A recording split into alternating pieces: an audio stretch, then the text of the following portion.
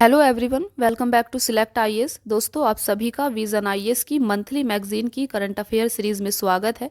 यहाँ पर हम नवंबर 2023 की मंथली मैगजीन को डिस्कस कर रहे हैं। लास्ट क्लास में हमने पॉलिटी एंड गवर्नेंस की करंट अफेयर को डिस्कस किया था, तो इसका पार्ट 1 आपका ऑलरेडी आ चुका है, पॉलिटी एंड गवर्नेंस का। आज आपका दूसरा पार्ट है जहाँ पर हम पॉलिटी एंड गवर्नेंस की करंट अफेयर को कंप्लीट करेंगे। देखिए, लास्ट क्लास में हमने डिस्कस किया था चुनावी फंडिंग, इलेक्टोरल फंडिंग क्या होती है और ये आपका न्यूज़ में क्यों है। चुनावी साक्षरता, इलेक्टोरल लिटरेसी क्यों ज़रूरी है और ये आपका क्यों न्यूज़ में है। तीसरा, राज्यपाल की भूमिका, रोल ऑफ गवर्नर को भी हमने समझा था और गवर्नर आपका न्यूज़ में क्यों है, ये विवाद का विषय कैसे है, इसे हमने लास्ट क्लास में काफ़ी डिटेल में डिस्कस किया था। आज की वीडियो में हम समझने वाले हैं स्पेशल एंड लोकल लॉज, विशेष और स्थानीय कानून क्या होते हैं। सूचना का अधिकार की हम बात करेंगे, राइट टू इंफॉर्मेशन, ये आपका न्यूज़ में क्यों है। इसके अलावा विशेष श्रेणी का दर्जा क्या होता है और ये आपका न्यूज़ में क्यों बना हुआ है। इसके अलावा पॉलिटी एंड गवर्नेंस से रिलेटेड कुछ न्यूज़ इन शॉर्ट्स की भी हम बात करेंगे, जो आपका शॉर्ट न्यूज़ चर्चा में रहा है। तो इसमें है आपके सामने आईना डैशबोर्ड फॉर सिटीज, ये आपका क्या है, आपराधिक कानूनों में सुधार से संबंधित विधेयकों पर रिपोर्ट की हम बात करने वाले हैं। इसके अलावा सांसदों और विधायकों के खिलाफ मामलों का निपटान, इसे हम देखेंगे। Enabling communication on real time environment की हम बात करेंगे, ये आपका क्या है, एनकोर। इसके अलावा फिल्म पायरेसी को रोकना, पायरेसी क्या होता है और फिल्म पायरेसी क्या है, इसे भी हम यहाँ पर समझने वाले हैं। तो आज आपका पॉलिटी एंड गवर्नेंस का करंट अफेयर यहाँ पर कंप्लीट हो जाएगा। चलिए फिर स्टार्ट करते हैं आज की क्लास। देखिए, सबसे पहली न्यूज़ है आपके सामने विशेष और स्थानीय कानून, स्पेशल एंड लोकल लॉज। ये आपका न्यूज़ में क्यों है, चलिए इसे समझते हैं। देखिए, हाल ही में आपराधिक कानूनों पर पेश किए गए विधेयकों ने विशेष और स्थानीय कानूनों को वर्तमान में चल रही सुधार प्रक्रिया से दूर बनाए रखा है। आपको पता है अभी काफ़ी सारे लॉज आपके पार्लियामेंट से पास हुए हैं, तो उन्हीं के बारे में हम यहाँ पर बात करने वाले हैं। आप देख सकते हैं इसमें कहा गया है कि आपराधिक कानूनों पर पेश किए गए विधेयकों ने विशेष और स्थानीय कानूनों को वर्तमान में चल रही सुधार प्रक्रिया से दूर बनाए रखा है। अभी हम समझेंगे विशेष और स्थानीय कानून क्या होते हैं। देखिए, सबसे पहले आप यहाँ पर समझिए कि विशेष और स्थानीय कानून क्या होते हैं। देखिए, विशेष कानून, स्पेशल लॉ, एक ऐसा कानून होता है जो किसी विशेष मुद्दे से निपटने हेतु किन्हीं विशिष्ट विषयों पर लागू होता है। उदाहरण के लिए आपके सामने यूएपीए के बारे में आपने सुना होगा, अनलॉफुल एक्टिविटीज प्रिवेंशन एक्ट, गैर कानूनी गतिविधियां रोकथाम अधिनियम 1967। तो ये आपका विशेष कानून, एक स्पेशल लॉ का एग्जाम्पल है। स्थानीय कानून, लोकल लॉ क्या होते हैं। देखिए, स्थानीय कानून वह कानून होता है जो भारत के किसी विशेष भूभाग पर लागू होता है। उदाहरण के लिए MCOCA, उदाहरण के लिए आप देख सकते हैं महाराष्ट्र संगठित अपराध नियंत्रण अधिनियम 1999। तो ये आपका यहाँ पर एग्जाम्पल है।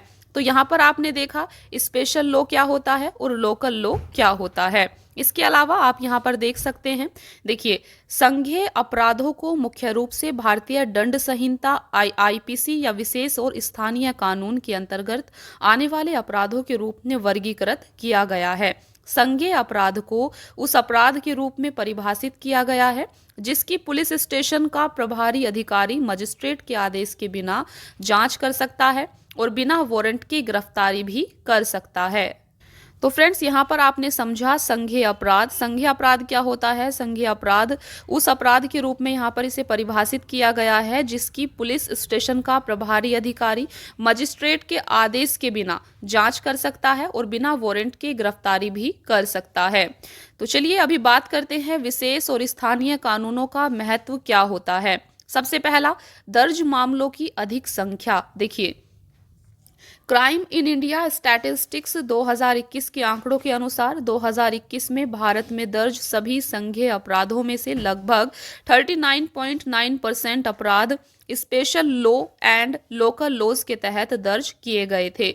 दूसरा, कानून लागू करने में दक्षता। विशेष कानून कानून लागू करने वाली एजेंसियों को विशेष प्रकार की आपराधिक गतिविधियों पर ध्यान केंद्रित करने में सक्षम बनाते हैं। यह उन्हें अधिक प्रभावी और विशिष्ट जांच करने एवं अभियोजन में सक्षम बनाता है। उदाहरण के लिए narcotics, drugs and psychotropic substance act 1985। Next है आपका सुभेद समूहों की सुरक्षा। यहाँ पर हम बात कर रहे हैं विशेष और स्थानीय कानूनों का महत्व क्या है। तो इसमें सबसे पहला पॉइंट हमने देखा कि दर्ज मामलों की अधिक संख्या होती है, इसीलिए इनकी इंपॉर्टेंस बढ़ जाती है। दूसरा, कानून लागू करने में दक्षता हासिल होती है। तीसरा, सुभेद समूहों की रक्षा भी इसके द्वारा संभव हो पाती है। कैसे, देखिए, बच्चों, महिलाओं और वंचित समुदायों जैसे विशिष्ट सुभेद समूहों की सुरक्षा के लिए कुछ विशेष कानून बनाए गए हैं। उदाहरण के लिए लैंगिक अपराधों से बालकों का संरक्षण अधिनियम, पॉक्सो के बारे में आपने सुना होगा, 2012। नेक्स्ट पॉइंट है तकनीकी प्रगति। विशेष कानून तकनीकी प्रगति से उत्पन्न होने वाले अपराधों जैसे साइबर अपराध से निपट सकते हैं। उदाहरण के लिए सूचना प्रौद्योगिकी अधिनियम 2000। तो यहाँ पर हमने बात की विशेष और स्थानीय कानूनों का महत्व क्या होता है। तो 4 पॉइंट हमने यहाँ पर देखे। दर्ज मामलों की अधिक संख्या होती है, इसीलिए इनका महत्व बढ़ जाता है। दूसरा हमने देखा कानून लागू करने में दक्षता हासिल होती है। तीसरा हमने देखा सुभेद समूहों की सुरक्षा संभव हो पाती है। चौथा हमने देखा तकनीकी प्रगति, तो यहाँ पर टेक्नोलॉजी का भी यूज किया जाता है। और विशेष कानून तकनीकी प्रगति से उत्पन्न होने वाले अपराध जैसे साइबर अपराध से भी निपट सकते हैं, जो आपके विशेष कानून होते हैं, स्पेशल लॉज होते हैं। ठीक है, तो यहाँ पर हमने बात की। अभी बात करते हैं special law and local law में सुधार की आवश्यकता क्यों है। यहाँ पर सुधार की आवश्यकता क्यों है, अभी हम इसे समझेंगे। देखिए, सबसे पहला पॉइंट है अस्पष्ट परिभाषाएं। जैसा कि अभी आपने देखा मकोका, यूएपीए आदि में अपराधों व शब्दों की अस्पष्ट और अनिश्चित परिभाषाएं दी गई हैं, जैसे आतंकवादी कृत्य, गैर कानूनी गतिविधियां, संगठित अपराध, सिंडिकेट आदि। तो इन सभी की यहाँ पर अस्पष्ट परिभाषाएं दी गई हैं, इसीलिए इनमें सुधार की आवश्यकता है। चलिए देखते हैं अभी दूसरा पॉइंट, इनमें सुधार की आवश्यकता क्यों है। तो इसलिए भी है कानून लागू करने में दुविधा होती है। उदाहरण के लिए नाबालिगों के बीच सहमति से स्थापित लैंगिक संबंधों को पॉक्सो अधिनियम 2012 के तहत दंडनीय बना दिया गया है। इस कारण इस अधिनियम की आलोचना की जा रही है। तीसरा, स्पष्टता का मुद्दा भी यहाँ पर बना हुआ है। कानून के तहत आने वाले मामलों के वर्गीकरण के संबंध में चिंताएं प्रकट की गई हैं, जैसे कई सारे आपराधिक या दीवानी मामलों का स्पष्ट वर्गीकरण यहाँ पर नहीं किया गया है। चौथा, कानून की उचित प्रक्रिया का कमजोर होना। सार्वभौमिक रूप से स्वीकृत विधि की सम्यक प्रक्रिया के मूल्यों को निरंतर कमजोर किया जा रहा है। उदाहरण के लिए यूएपीए के तहत तलाशी लेने एवं जब्त करने की शक्तियों में वृद्धि होना, मोकोका का तहत पुलिस अधिकारियों द्वारा पूछताछ के दौरान दर्ज की गई आपराधिक स्वीकृतियों को अदालत में स्वीकार किया जाना। तो कानून की उचित प्रक्रिया का कमजोर होना भी यहाँ पर दिख रहा है। इसके अलावा कठोर प्रावधान, यूएपीए की धारा 43D5 और narcotics, drugs and psychotropic substance act की धारा 37 के तहत ऐसे प्रावधान किए गए हैं जिसमें जमानत लेना लगभग असंभव हो जाता है। तो यहाँ पर हमने देखा special laws and local laws में सुधार की आवश्यकता क्यों है। तो यहाँ पर काफ़ी सारे पॉइंट्स हमने देखे। यहाँ पर काफ़ी सारे शब्द ऐसे हैं जिनकी अस्पष्ट परिभाषाएं दी गई हैं। दूसरा, कानून लागू करने में दुविधा हो रही है। तीसरा, स्पष्टता का मुद्दा यहाँ पर बना हुआ है। चौथा, कानून की उचित प्रक्रिया को यह कमजोर कर रहे हैं। पांचवा, कठोर प्रावधान यहाँ पर कभी कभी देखने को मिल जाता है, इसीलिए इनमें सुधारों की आवश्यकता महसूस की जा रही है। चलिए अभी बात करते हैं आगे की राह क्या हो सकती है, इसका सॉल्यूशन क्या हो सकता है, किस चीज पर अभी हमें ध्यान देना चाहिए। तो सबसे पहला पॉइंट है पृथक अध्याय और प्रक्रिया। देखिए, सभी स्पेशल लॉज और लोकल लॉज जो किसी आचरण या व्यवहार को अपराध मानते हैं या उसे आपराधिक बनाने का प्रयास करते हैं, उस आचरण या व्यवहार को दंड संहिता के व्यापक ढांचे के भीतर एक पृथक अध्याय और प्रक्रिया के रूप में शामिल किया जाना चाहिए। तो उन सभी का एक पृथक अध्याय और प्रक्रिया बनानी चाहिए। दूसरा, विधि की सम्यक प्रक्रिया की रक्षा की जानी चाहिए। सार्वभौमिक रूप से स्वीकृत विधि की सम्यक प्रक्रिया के मूल्यों के कार्यान्वयन को मजबूत किया जाना चाहिए। इसके लिए कानूनी पेशेवरों और कानून लागू करने वाली एजेंसियों के लिए नियमित प्रशिक्षण कार्यक्रम आयोजित करने चाहिए। तीसरा, वर्गीकरण की स्पष्टता बढ़ाना। फौजदारी और दीवानी अपराधों के वर्गीकरण पर स्पष्टता प्रदान करने के लिए दिशा निर्देश या संशोधन प्रस्तुत किए जाने चाहिए। चौथा, उभरते अपराध और खतरे। साइबर अपराध और आतंकवाद जैसे नए प्रकार के अपराध निरंतर उभर रहे हैं। इन उभरते खतरों से प्रभावी तरीके से निपटने के लिए कानूनी प्रणालियों को आवश्यक उपकरणों से सुसज्जित करने हेतु सुधारों की आवश्यकता है। तो ये आगे की राह है, ये सॉल्यूशन है जो जिन पर हमें आगे ध्यान देना है। चलिए अभी बात करते हैं दूसरी न्यूज़ की। दूसरी न्यूज़ है आपके सामने सूचना का अधिकार, राइट टू इंफॉर्मेशन। तो अभी हम राइट टू इंफॉर्मेशन को काफ़ी डिटेल में यहाँ पर समझने वाले हैं। आपको इसे अच्छे से समझना है। आपने काफ़ी बार इसे न्यूज़ में सुना होगा। देखिए, तो ये न्यूज़ में क्यों बना हुआ है, चलिए सबसे पहले ये देखते हैं। तो हाल ही में सुप्रीम कोर्ट ने केंद्र और राज्य सरकारों को क्रमशः केंद्रीय सूचना आयोग तथा राज्य सूचना आयोग में रिक्तियों को भरने का निर्देश दिया है। तो यहाँ पर आप देख सकते हैं सुप्रीम कोर्ट के द्वारा केंद्र और राज्य सरकारों को केंद्रीय सूचना आयोग और राज्य सूचना आयोग में रिक्तियों को भरने का निर्देश दिया गया है। इसीलिए आपका राइट टू इंफॉर्मेशन न्यूज़ में है। चलिए अभी बात करते हैं इससे जुड़े हुए कुछ यहाँ पर अन्य संबंधित तथ्यों की। देखिए, यहाँ पर सुप्रीम कोर्ट ने कहा कि इन रिक्तियों को न भरने से सूचना का अधिकार, राइट टू इंफॉर्मेशन एक्ट 2005 एक डेड लेटर हो जाएगा। तो सुप्रीम कोर्ट के द्वारा राइट टू इंफॉर्मेशन अधिनियम 2005 को एक डेड लेटर कहा गया है। क्यों? अगर इन रिक्तियों को नहीं भरा जाता है। इसके अलावा अंजलि भारद्वाज एवं अन्य बनाम भारत संघवाद 2019 में सुप्रीम कोर्ट ने अपने निर्णय में केंद्रीय सूचना आयोग और राज्य सूचना आयोगों में रिक्तियों को जल्द से जल्द भरने का निर्देश दिया था।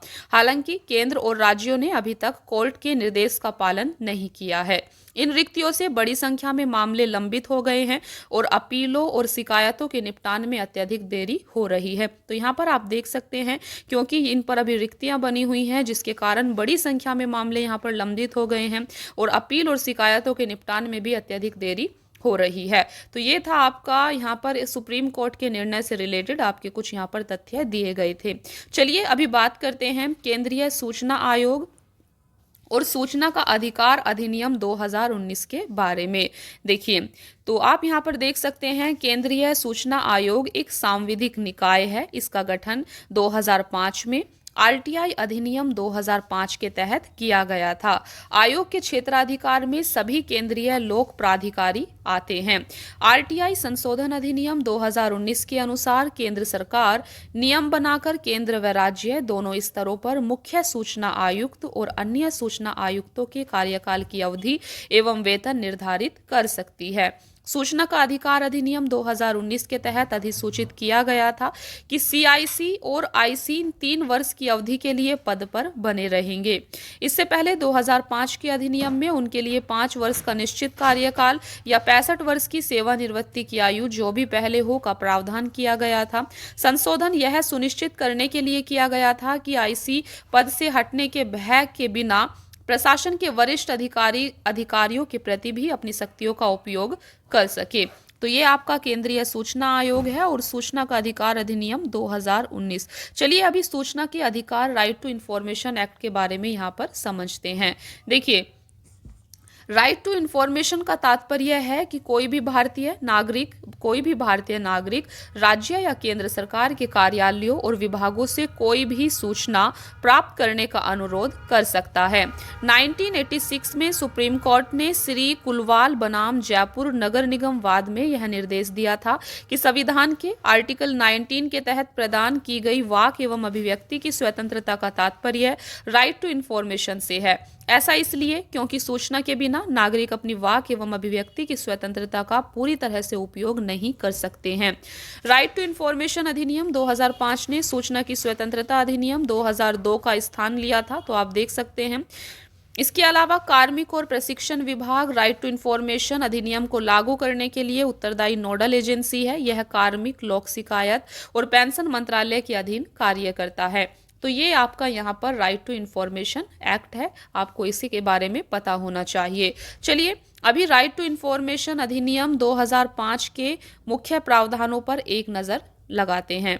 देखिए, सबसे पहले धारा 2H, यह आपके लोक प्राधिकारी, यहाँ पर देखिए लोक प्राधिकारी पब्लिक अथॉरिटी का तात्पर्य है किसी ऐसे प्राधिकरण या निकाय या स्वायत्त शासी संस्था से है जिसे संविधान द्वारा या उसके अधीन स्थापित किया गया हो, संसद या राज्य विधानमंडल द्वारा बनाए गए किसी अन्य कानून द्वारा स्थापित किया गया हो, सरकार द्वारा जारी अधिसूचना या आदेश के जरिए स्थापित या गठित किया गया हो। इसमें निम्नलिखित शामिल हैं। सबसे पहला, ऐसी संस्था जो सरकार के स्वामित्व में या नियंत्रण में है या जो प्रत्यक्ष या अप्रत्यक्ष रूप से सरकार से वित्त पोषित है। दूसरा, ऐसे गैर सरकारी संगठन जो सरकार द्वारा प्रत्यक्ष या अप्रत्यक्ष रूप से उपलब्ध कराए गए फंड से वित्त पोषित हो। इसके अलावा तो यहाँ पर हमने धारा 2H को समझा। इस देखिए, नेक्स्ट है धारा 4(1)B। इसके तहत ऐसी सूचनाओं की सूची प्रदान की गई है जिसका लोक प्राधिकारियों द्वारा स्वतः संज्ञान या अग्र सक्रिय आधार पर प्रकटीकरण किया जाना चाहिए।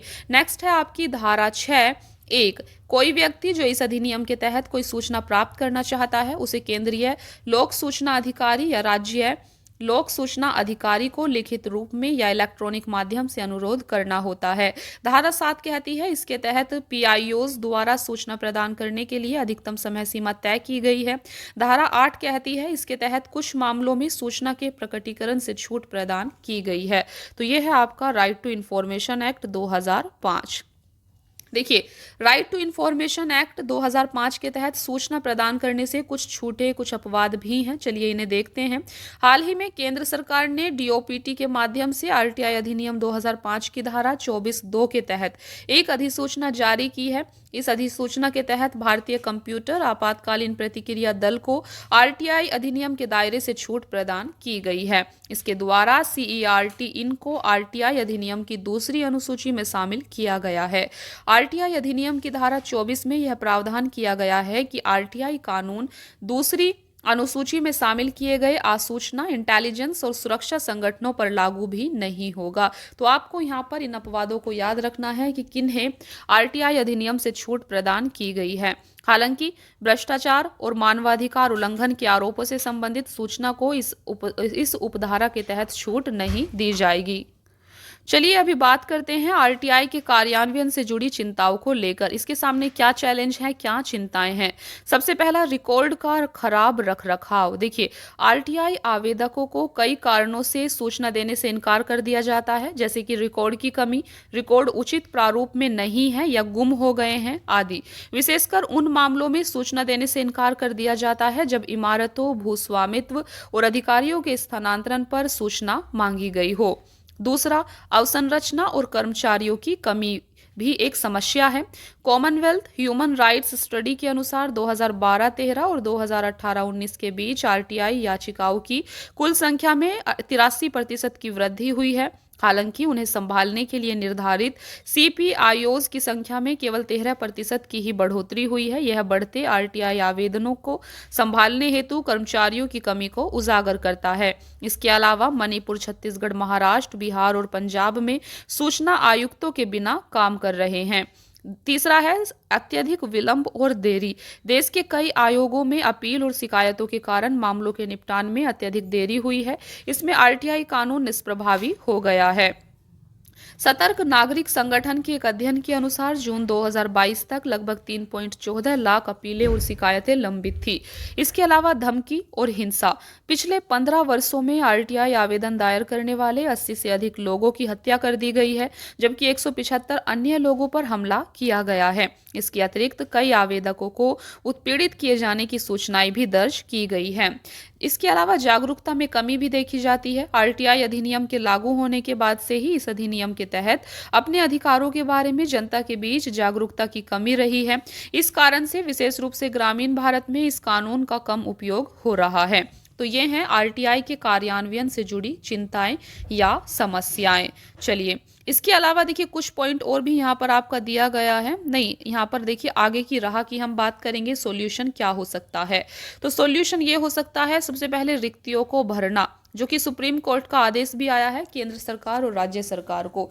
तो रिक्तियों को भरना, लंबित मामलों का शीघ्रता से निपटान करने तथा बढ़े हुए कार्यभार को प्रभावी ढंग से प्रबंधित करने के लिए सीआईसी और आईसी की संख्या में वृद्धि करनी चाहिए। इसके अलावा 2019 में दिए गए सुप्रीम कोर्ट के आदेश के अनुसार रिक्त पदों को 3 माह के भीतर भरा जाना चाहिए। तो रिक्तियों को भरना पहला उपाय होगा। दूसरा, जागरूकता। नागरिकों को उनके अधिकारों, आवेदन करने के तरीके और पारदर्शिता एवं जवाबदेही के लाभों के बारे में शिक्षित करने के लिए व्यापक जागरूकता अभियान चलाया जाना चाहिए। इसके साथ ही इसे स्कूल और कॉलेज पाठ्यक्रम का हिस्सा भी बनाया जाना चाहिए। तीसरा है सुरक्षा। लोकहित में सूचना का प्रकटीकरण करने वाले व्हिसल ब्लोअर की सुरक्षा हेतु कानूनी प्रावधानों को मजबूत करना चाहिए। साथ ही सूचना प्रदान करने वालों के लिए एक सुरक्षित परिवेश का निर्माण करना आरटीआई अधिनियम की सफलता के लिए आवश्यक है। चौथा है प्रशिक्षण। सरकारी अधिकारियों को आरटीआई अधिनियम के प्रावधानों से अवगत कराने के लिए प्रशिक्षण कार्यक्रम आयोजित करने चाहिए। पीआईओज के लिए क्षमता निर्माण कार्यक्रम आयोजित करने चाहिए ताकि उन्हें आरटीआई अधिनियम और इसके कार्यान्वयन पर अपडेटेड जानकारी प्रदान की जा सके। नेक्स्ट है अग्र सक्रिय प्रकटीकरण, प्रोएक्टिव डिस्क्लोजर। लोक प्राधिकारियों को औपचारिक आरटीआई अनुरोधों के बिना सक्रिय रूप से सूचना का प्रकटीकरण करना चाहिए। इससे आरटीआई आवेदनों का बोझ कम हो सकता है और शासन संरचना में पारदर्शिता बढ़ सकती है। तो फ्रेंड्स, ये था आपका आरटीआई अधिनियम, राइट टू इंफॉर्मेशन एक्ट, जिसे हमने यहाँ पर काफी अच्छे से समझा है।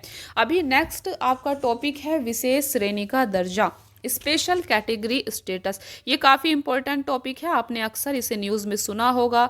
काफ़ी सारे राज्य हैं जो स्पेशल स्टेटस की मांग करते हैं, विशेष श्रेणी के दर्जे की मांग करते हैं। चलिए सबसे पहले समझते हैं यहाँ पर विशेष श्रेणी का दर्जा ये आपका न्यूज में क्यों है। तो आप देख सकते हैं हाल ही में बिहार मंत्रिमंडल ने राज्य को विशेष श्रेणी का दर्जा देने हेतु एक संकल्प रेजोल्यूशन पारित किया है।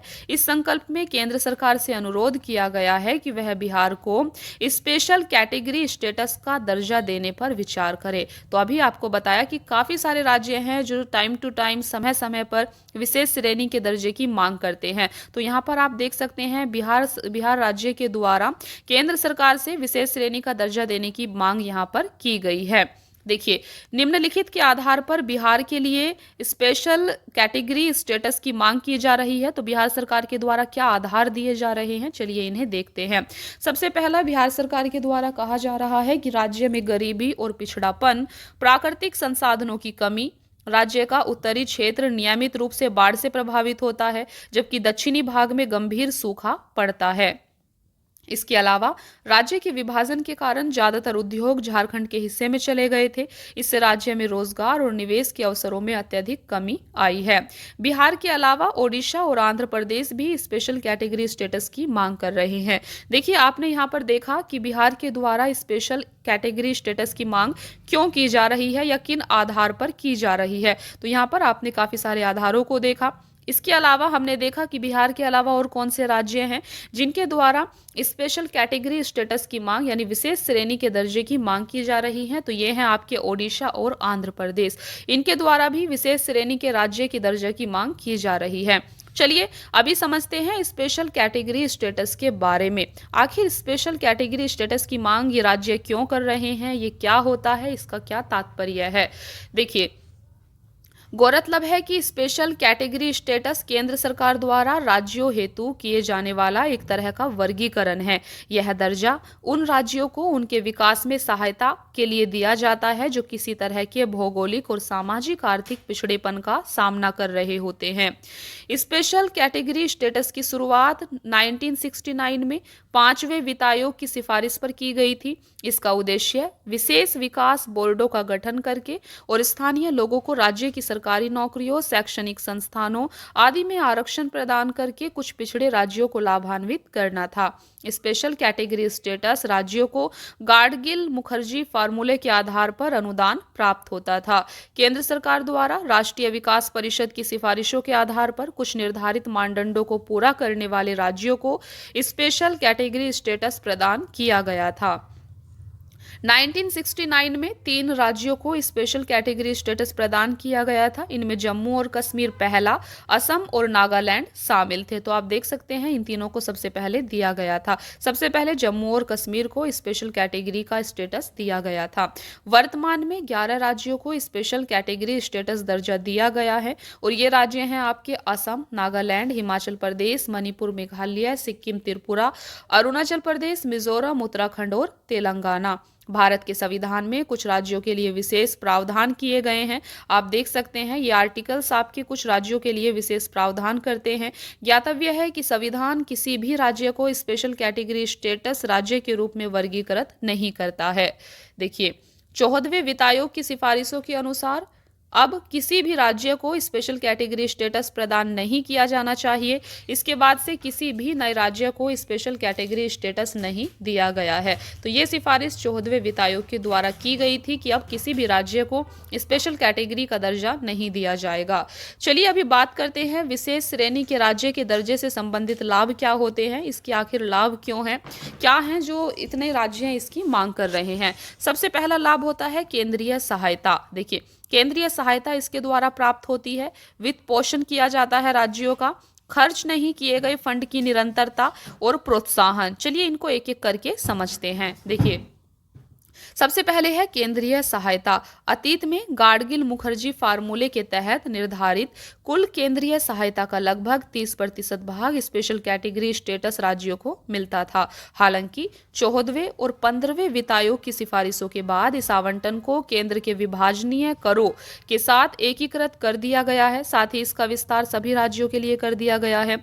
14वें वित्त आयोग ने केंद्र के विभाजनीय करों में राज्यों की हिस्सेदारी को बढ़ाकर 42% करने की सिफारिश की थी। हालांकि 15वें वित्त आयोग ने इसे 1% घटाकर 41% करने की सिफारिश की थी। दूसरा, वित्त पोषण। स्पेशल कैटेगरी स्टेटस राज्यों के मामले में केंद्र प्रायोजित योजनाओं के वित्त पोषण के लिए केंद्र और राज्य सरकारों को क्रमशः 90:10 के अनुपात में वित्त प्रदान करना होता है। सामान्य श्रेणी के राज्यों के मामले में यह अनुपात 60:40 या 80:20 का होता है। तो यहाँ पर आप देख सकते हैं इस अनुपात में अंतर। जिन्हें स्पेशल कैटेगरी स्टेटस प्रदान किया जाएगा वहां पर इस वित्त पोषण के लिए अनुपात 90:10 का होगा और सामान्य श्रेणी के राज्यों के लिए यह 60:40 या 80:20 का हो सकता है। तीसरा है खर्च नहीं किए गए फंड की निरंतरता। देखिए खर्च न किए गए धन के मामले में स्पेशल कैटेगरी स्टेटस राज्य आगामी वित्त वर्षों में इसे खर्च कर सकते हैं। इसका अर्थ है कि उन्हें यह राशि केंद्र को वापस करने की आवश्यकता नहीं होती है। चौथा है प्रोत्साहन। स्पेशल कैटेगरी स्टेटस राज्यों को नए उद्योग स्थापित करने और निवेश आकर्षित करने के लिए उत्पाद शुल्क, सीमा शुल्क, आयकर और कॉरपोरेट कर पर भी महत्वपूर्ण रियायत मिलती है। इसके अलावा स्पेशल कैटेगरी स्टेटस राज्यों का ऋण स्वैपिंग और ऋण राहत योजनाओं का लाभ भी प्रदान किया जाता है। चलिए अभी बात करते हैं स्पेशल कैटेगरी स्टेटस के विचार से जुड़ी हुई चिंताएं कौन कौन सी हैं, यहाँ पर समस्याएं क्या हैं। सबसे पहली समस्या है मानदंड। देखिए मानदंड स्पेशल कैटेगरी स्टेटस प्रदान करने के लिए उपयोग किए जाने वाले मानदंडों पर राज्यों के बीच आम सहमति का अभाव है। देखिए सीमावर्ती व हिमालयी राज्य होने के कारण उत्तराखंड को स्पेशल कैटेगरी स्टेटस प्रदान किया गया था। वहीं झारखंड और छत्तीसगढ़ जैसे राज्यों के अधिकांश विकास संबंधी मानदंडों में उत्तराखंड से पिछड़ा होने के बावजूद भी इसे दर्जे से वंचित कर दिया गया था। दूसरा है अंतर्राज्यीय असमानताएं। कुछ राज्यों को स्पेशल कैटेगरी स्टेटस देने से अंतर्राज्यीय असमानताओं को लेकर चिंताएं पैदा हो सकती हैं। इसके परिणाम स्वरूप असंतुलित आर्थिक और सामाजिक संरचनाएं बन सकती हैं। तीसरा है राजकोषीय अनुशासनहीनता को प्रोत्साहन। देखिए ऋण स्वैपिंग और ऋण राहत योजनाएं अप्रत्यक्ष रूप से राज्यों को उनकी ऋण भुगतान क्षमता से अधिक खर्च करने के लिए प्रोत्साहित करती है। परिणाम स्वरूप राज्यों की दीर्घकालिक देयताएं सृजित होती हैं। उदाहरण के लिए जम्मू और कश्मीर में जीएसटीपी के प्रतिशत के रूप में बकाया गारंटी 20% और हिमाचल प्रदेश में 10% है। नेक्स्ट है राजकोषीय बोझ। स्पेशल कैटेगरी स्टेटस श्रेणी के राज्यों के लिए केंद्र प्रायोजित योजनाओं में आवश्यक धनराशि का 90% भुगतान केंद्र सरकार करती है, जबकि सामान्य श्रेणी के राज्यों के मामलों में यह 60% है। इसके परिणाम स्वरूप केंद्र के संसाधनों पर दबाव और अधिक बढ़ जाता है। तो ये स्पेशल कैटेगरी स्टेटस के विचार से जुड़ी हुई यहाँ पर चिंताएं हैं। चलिए इसका सॉल्यूशन क्या होना चाहिए या आगे की राह क्या होनी चाहिए, इसे हम यहाँ पर समझते हैं। सबसे पहला होना चाहिए निर्भरता कम करना। स्पेशल कैटेगरी स्टेटस राज्यों की केंद्रीय सहायता पर निर्भरता को कम करने के लिए स्थानीय उद्योगों, अवसंरचना निर्माण तथा अर्थव्यवस्था के विविधीकरण को बढ़ावा देने जैसे कदम उठाए जाने चाहिए। दूसरा है मानदंड। स्पेशल कैटेगरी स्टेटस प्रदान करने के लिए अपनाए जाने वाले मानदंडों की समीक्षा की जानी चाहिए। यह सुनिश्चित किया जाना चाहिए कि अपनाए जाने वाले मानदंड इन राज्यों के समक्ष आने वाले विशेष तरह की चुनौतियों को दर्शाते हों। साथ ही इसके लिए संबंधित हितधारकों से प्राप्त इनपुट पर विचार करना चाहिए। उदाहरण के लिए स्पेशल कैटेगरी स्टेटस को संशोधित किया जा सकता है। इसमें राज्य के सामाजिक आर्थिक पिछड़ेपन के साथ साथ कम संसाधन आधार आदि को भी शामिल किया जा सकेगा। इसके अलावा अंतर्राज्यीय सहयोग, चुनौतियों का समाधान करने तथा सहकारी संघवाद को और अधिक मजबूत बनाने के लिए राज्यों के बीच सहयोग एवं ज्ञान साझाकरण को बढ़ावा देने हेतु कदम उठाए जाने चाहिए। स्पेशल कैटेगरी स्टेटस राज्यों में विकास को बढ़ावा देने के लिए सर्वोत्तम पद्धतियों और अनुभवों का निरंतर आदान प्रदान किया जा सकता है। तो ये था आपका स्पेशल कैटेगरी स्टेटस, विशेष श्रेणी का राज्य को दर्जा देना। देखिए, तो यहाँ पर आप देख सकते हैं, इसके अलावा कुछ और सुझाव भी यहाँ पर दिए गए हैं। स्पेशल कैटेगरी स्टेटस की समाप्ति के बाद आगे की राह क्या होगी, तो इसमें कोर एवं वैकल्पिक योजनाएं। दूसरा है धनराशि जारी करने का तरीका सरल और केंद्र देखिए, धनराशि जारी करने का तरीका सरल और केंद्र एवं राज्यों में नकदी प्रबंधन की मजबूत नीति के तहत होना चाहिए। संस्थागत व्यवस्था होनी चाहिए। केंद्र शासित प्रदेशों के लिए भी व्यवस्था करनी होगी। देखिए, सबसे पहला है कोर एवं वैकल्पिक योजनाएं। केंद्र प्रायोजित योजनाओं को कोर और वैकल्पिक योजनाओं में विभाजित किया जाना चाहिए। कोर योजनाओं में से सामाजिक सुरक्षा और सामाजिक समावेशन से जुड़ी योजनाओं को कोर ऑफ द कोर योजनाओं के रूप में वर्गीकृत किया जाना चाहिए। राष्ट्रीय विकास एजेंडा के तहत उपलब्ध धन को इन योजनाओं के लिए प्राथमिकताओं के आधार पर आवंटित किया जाना चाहिए। दूसरा पॉइंट है कोर एवं वैकल्पिक योजनाओं का वित्त पोषण केंद्र और राज्य सरकारों द्वारा निम्न अनुपात में किया जाना चाहिए। 8 पूर्वोत्तर, 2 हिमालयी, हिमाचल प्रदेश और उत्तराखंड व जम्मू कश्मीर के लिए क्रमशः कोर योजनाओं के लिए 90:10 तथा वैकल्पिक योजनाओं हेतु 80:20 का अनुपात होना चाहिए। अन्य राज्यों के लिए यह अनुपात कोर योजनाओं के लिए 60:40 और वैकल्पिक योजनाओं के लिए 50:50 होना चाहिए। इसके अलावा धनराशि जारी करने का तरीका सरल और केंद्र एवं राज्यों में नकदी प्रबंधन की मजबूत नीति के तहत होना चाहिए। संस्थागत व्यवस्था, नीति आयोग को सहकारी संघवाद को मजबूत करने का दायित्व सौंपा गया है। इसे समस्या समाधान मोड पर आपसी विचार विमर्श के लिए राज्यों और केंद्र हेतु एक उपयुक्त मंच की तरह कार्य करना चाहिए। नेक्स्ट है केंद्र शासित प्रदेशों के लिए व्यवस्था। गैर योजनागत और गैर विकास उद्देश्यों के लिए केंद्र शासित प्रदेशों को धन का हस्तांतरण गृह मंत्रालय की अनुदान मांगों के तहत किया जाता है। केंद्र सरकार द्वारा सभी केंद्र शासित प्रदेशों के लिए कोर और वैकल्पिक योजनाओं का 100% वित्त पोषण किया जाना चाहिए। तो ये स्पेशल कैटेगरी स्टेटस की समाप्ति के बाद कुछ आगे की राह हो सकती है। तो इसे हमने काफ़ी डिटेल में यहाँ पर डिस्कस किया है। दोस्तों, इसके बाद होगा आपका news in shorts. News in shorts पर आपकी एक अलग वीडियो आएगी। आपका सिर्फ एक ही क्लास में कंप्लीट हो जाएगा। तो एक पार्ट आपका पॉलिटी एंड गवर्नेंस पर और आने वाला है। तो टोटल 3 पार्ट में हमने यहाँ पर पॉलिटी एंड गवर्नेंस के करंट अफेयर को कवर किया है। तो बाकी की वीडियोस भी आपकी जल्द ही आएंगी। आपको लाइक और शेयर करना है। आज की वीडियो में इतना ही। मिलते हैं फिर नेक्स्ट क्लास में। Thank you so much friends for watching the class. Keep watching. Please like, share and subscribe. Thank you.